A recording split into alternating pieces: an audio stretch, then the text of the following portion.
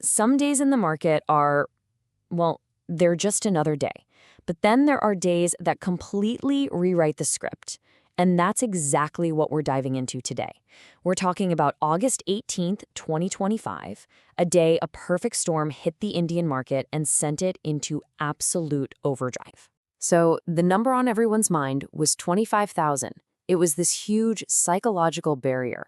And on this one day, the Nifty 50 didn't just tap on the door, it blew right past it, hitting 25,022. I mean, this was the first time it had done that in weeks. A massive, massive win for the bulls. But look, this rally didn't just appear out of thin air. You gotta remember, it came after a really brutal 6-week losing streak. Investors were feeling pretty down. So that brings us to the big question, right? How? How on earth did the market just pivot so violently and stage one of the most powerful rallies we've seen in a long time? Well, that's exactly what we're gonna unpack. Okay, so to really get what happened, you have to picture it like a perfect storm. It was this incredible confluence of events. Everything just hit all at once. And it completely transformed the mood on the street from, fear to absolute euphoria, almost overnight. Just look at the numbers. The sheer force of the opening bell tells you the whole story. The Nifty didn't just climb, it literally leaped. It closed the previous day at 24,631, right?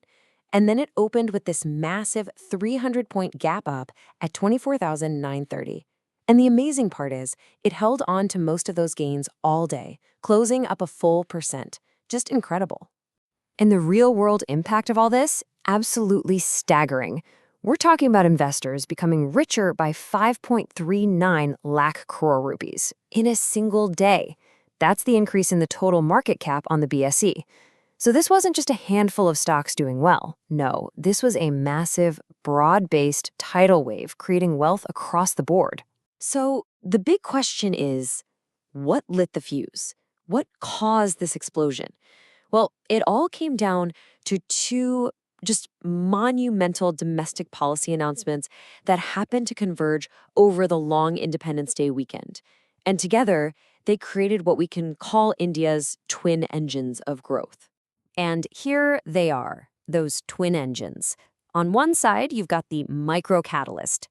Think of this as the internal boost, a huge proposed overhaul of the GST, the goods and services tax, that was designed to get people in India spending more. And then, on the other side, you had the macro-validation. This was the external stamp of approval, a historic credit rating upgrade from S&P Global, a huge signal to the rest of the world. Okay, let's dive into that first engine, what's being called GST 2.0. The plan, which the Prime Minister announced, was actually beautifully simple. The idea was to scrap the complicated 12% and 28% tax slabs and just consolidate pretty much everything into two simple rates, 5% and 18%. The goal? Super clear. Make everyday stuff cheaper and encourage everyone to spend. All right, now for that second engine. So what is a sovereign credit rating?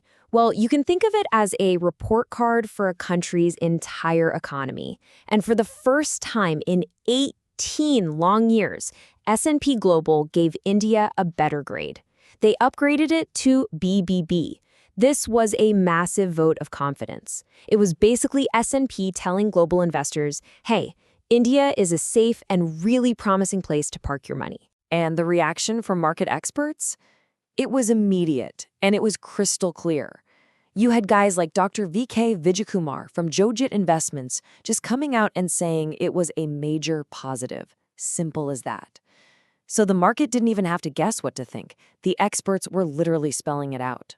But this incredible domestic story didn't happen in a vacuum. While those twin engines were providing all the horsepower, there was also this really favorable global environment that acted as a crucial tailwind. It just cleared all the obstacles out of the way for this rally. So what was happening globally? Well, a few key things just happened to go right. There was a meeting between the US and Russian presidents that sparked some hope for easing geopolitical tensions.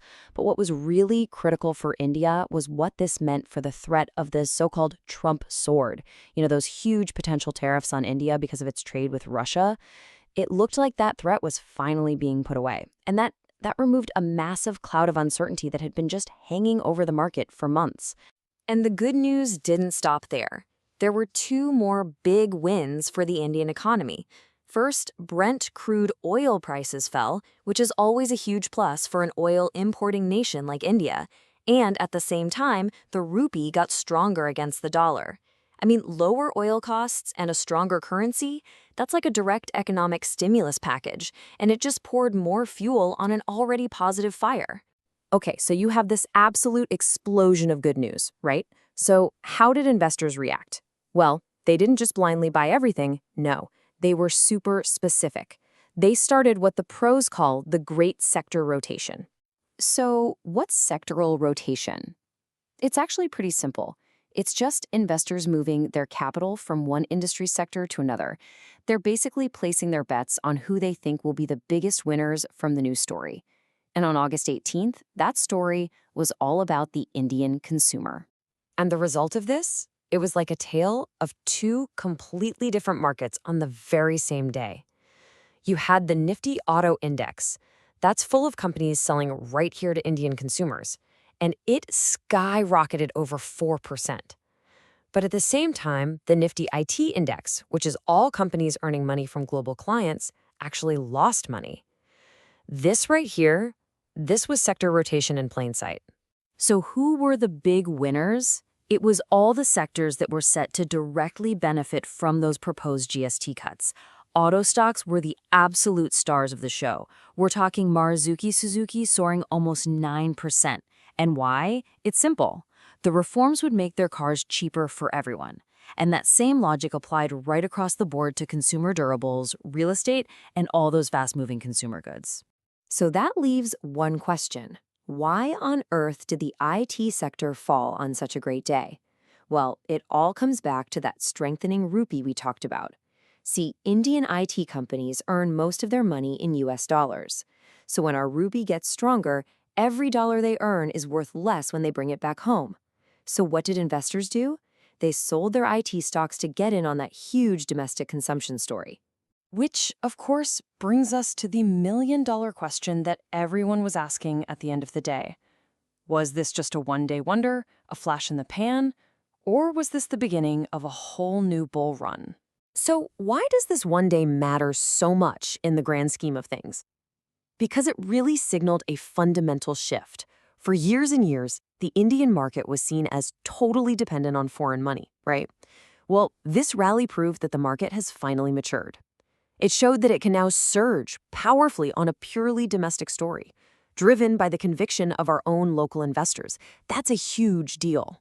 Now, for all you technical folks out there watching the charts, this day basically set up a whole new battlefield. That 25,000 level, that's the new wall the bulls have to break through. And we've got critical support forming around 24,750.